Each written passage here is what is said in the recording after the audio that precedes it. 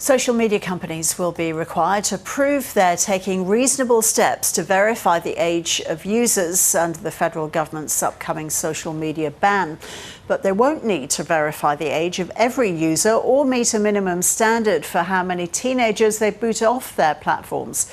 National technology reporter Ange Lavoie-Pierre is with me in the studio to tell us more. Hi, Ange. Hi, Roz. So practically, how will this work? The practical part is still a bit of a mystery, because really what the e-safety commissioner has done here in giving out these guidelines is taken what she's calling a principles-based approach. So what she's said to the platforms is, however you're checking Australians' ages, it needs to be reliable, accurate, robust and effective. She hasn't given them a list of concrete tools that they have to use or methods they have to use. So we'll have to wait and see which methods they do opt for. As you say, there won't be a legally enforceable minimum standard for accuracy, but e-safety will be enforcing a standard.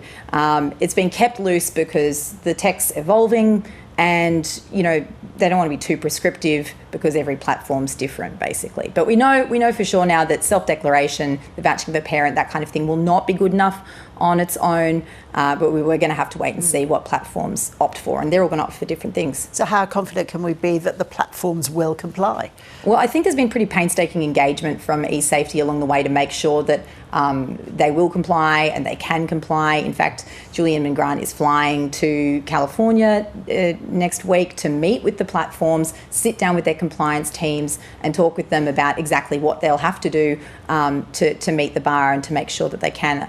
I think, a more interesting question is which platforms will be covered. We know that some of the big ones, we've got some of those names. We know, all the ones we've heard of, really, the big guys. But we're starting to see some signs that there are platforms that won't agree that the ban should apply to them, and that's going to be a process. So e-safety is looking at a list of about 100 platforms. So we might see a fight where smaller platforms, medium-sized platforms are saying, no, the ban shouldn't apply to us, and a legal fight plays out. So what should social media users expect over the next few months then? Over the next few months, it's hard to say. We might start to hear a little bit more, or even see some of the systems come into play early from social media companies doing different kinds of age checking. But one really interesting thing that's come out of this process this week is that it's looking like age inference will play a much bigger role than we initially thought. Rather than what we all initially guessed at, which is handing over your ID or having your face scanned in the first place.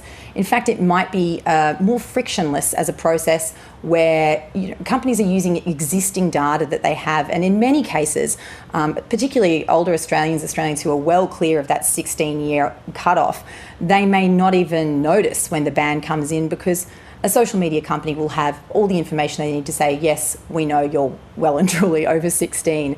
And yeah, that's an interesting part. It may be less of a bumpy and invasive ride than we've been expecting. Thanks, Ange. Thank you.